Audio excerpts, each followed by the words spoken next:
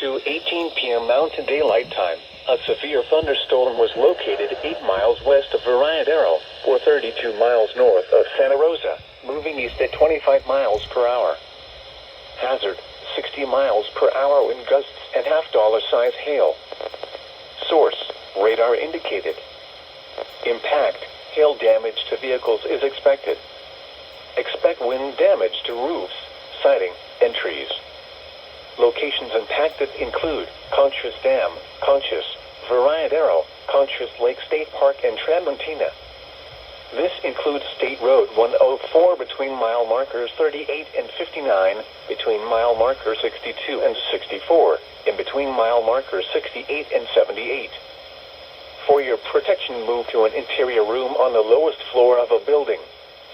Repeating, a severe thunderstorm warning has been issued until 3:15 p.m. Mountain Daylight Time for the following county: San Miguel, New Mexico.